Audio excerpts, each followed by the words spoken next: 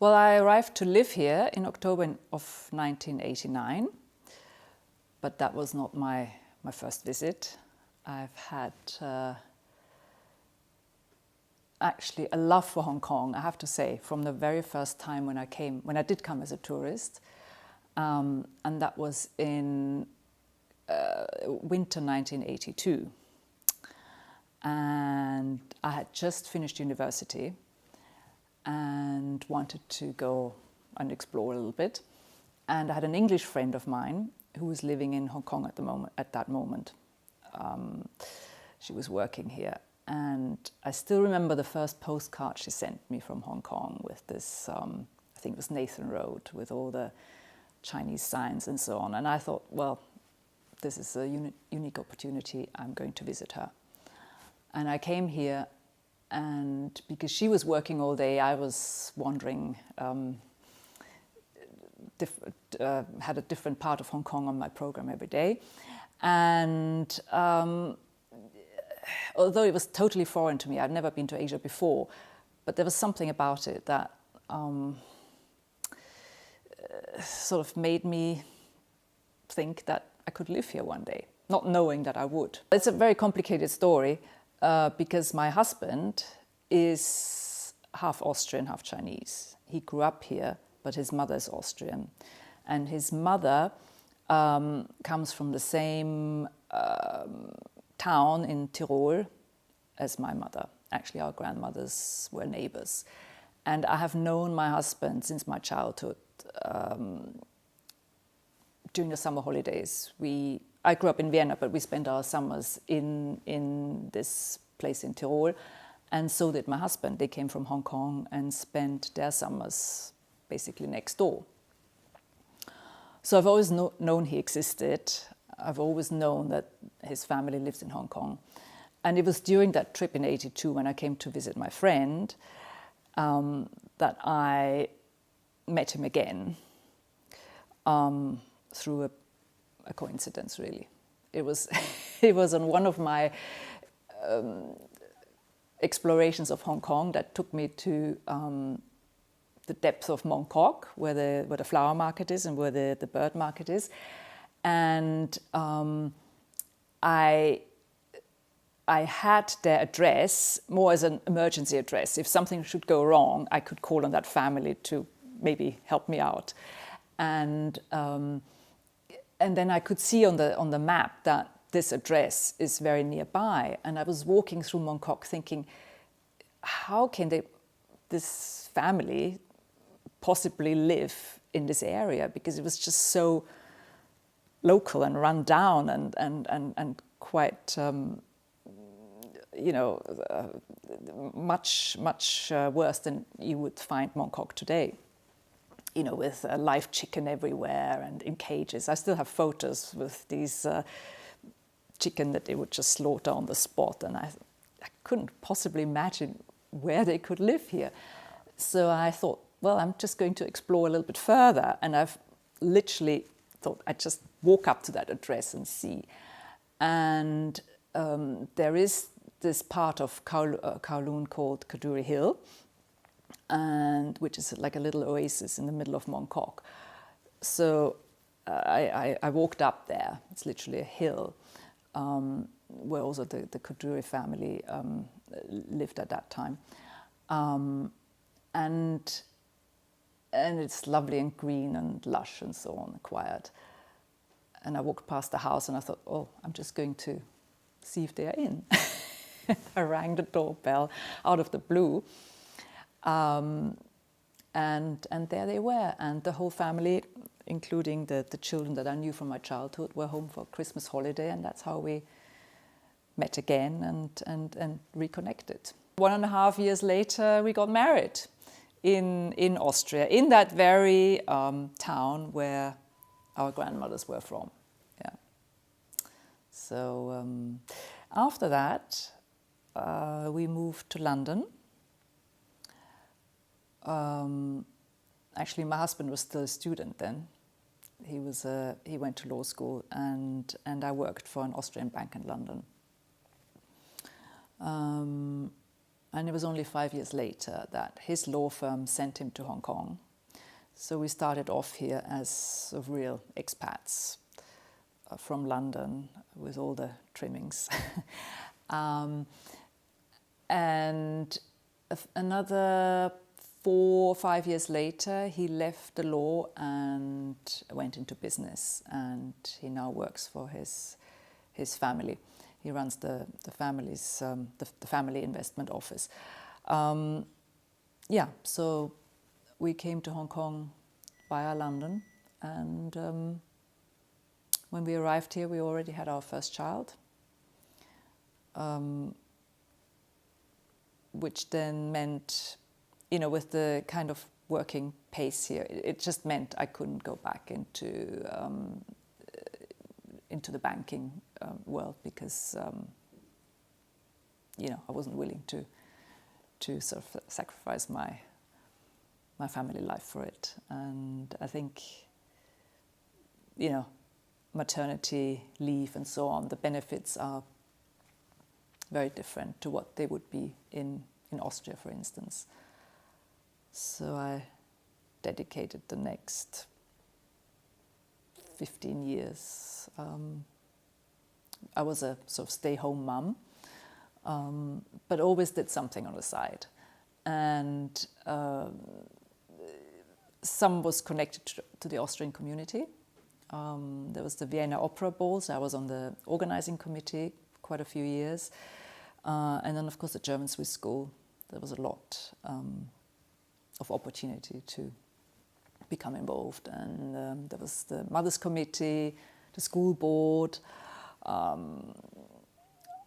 With the then Austrian consul here in Hong Kong, we started the Austrian delicatessen stall at the school fair. So there were many, many things that we did together with the Austrian community. It was very easy, very easy. First of all, because my husband's family lives here, and because they are Eurasian and have this strong, I have an Austrian mother-in-law, so that was very easy. And on the other hand, in our years in London, we had a lot of friends there who were from Hong Kong. It would be a typical pattern that my husband's friends would go to boarding school in England, would then go to university there, and would take their professional examinations, qualifications there, so doctors, lawyers, accountants, and so on. And eventually, a lot of them returned to Hong Kong to join the family business or start, you know, whatever they were doing here, started their families here. So these friends that we had in our London years all came back newly married, maybe even with a new baby at the same time. So there were a group of us, the mums with all their young children. We had a play group where I was the only Westerner in this play group. There were 10 or 12 of us. All our kids were the same age. We would host them, you know, every week in another home. Birthday parties. I mean, the kids had a lot of fun. It was, and these children are still my children's very good friends. So although they're spread out all over the world, but yeah, it's a very nice. It was a very nice group, and these mothers are still my best friends here. Hong Kong is quite unique within Asia because other cultures have been integrated for so long that you know, you come here, you find your feet quite easily, and then you just live in the way you choose, and that's possible. So, you know, you can I know families here who've never been to a Chinese family's home to eat, never ever in years. So all that exists, and even families like that still feel comfortable here because there are plenty of other social things you can do. What I do regret a little bit is that I don't really speak Cantonese. And in the 27 years or 28 years I've been here, I think if I could turn the clock back, I think I would have made a lot more effort. I did in the beginning. For 3 years I went to lessons, and then realized that I'm in my daily life, I'm just not using it.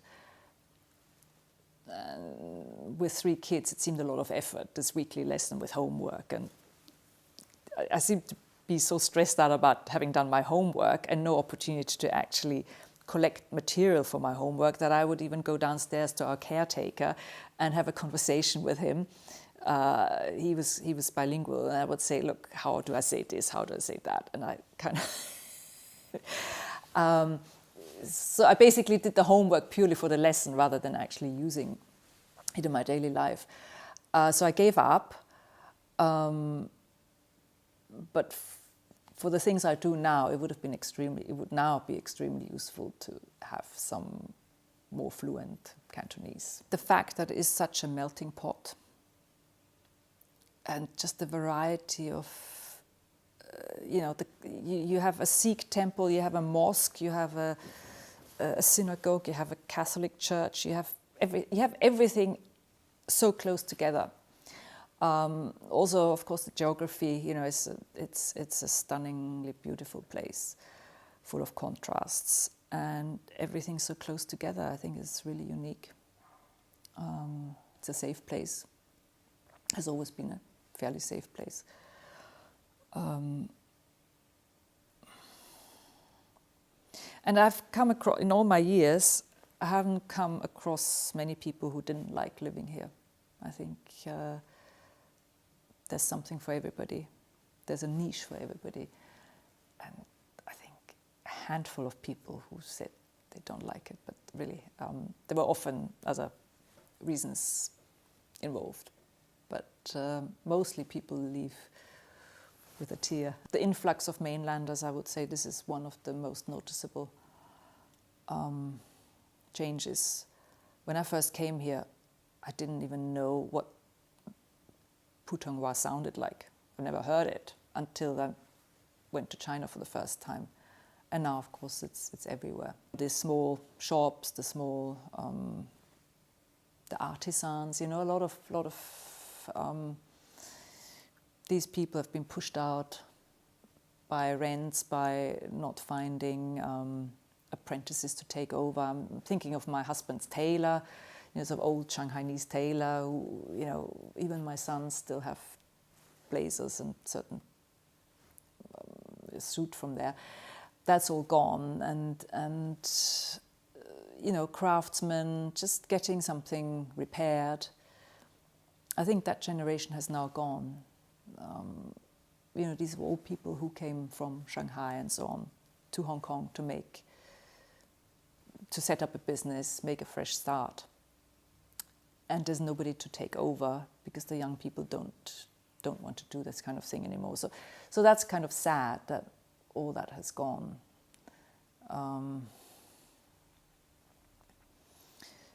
All the furniture we have here was purchased in workshops where, you know, you could see the man working away on the side, and that's not possible anymore. Hollywood Road is a completely different place than it was. Most things are now made in China. So, but when I first came, these workshops were in Hong Kong, and you could actually watch them do it. Because I'm not Chinese, so I cannot yeah, I'm not, although I lived in England and, you know, I feel quite at home in England, but I'm not English. So, yeah, I'm quite certain that I'm Austrian. You know, I left when I was 25, so my family is there, of course. A lot of my friends are there. And I think the way of life is, you sometimes need that again to reassess things a little bit. It's such a unique place here in Hong Kong. Feels sometimes a bit unreal.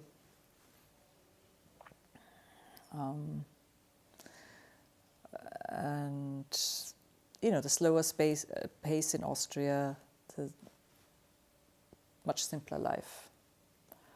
It's quite nice to reconnect with sometimes.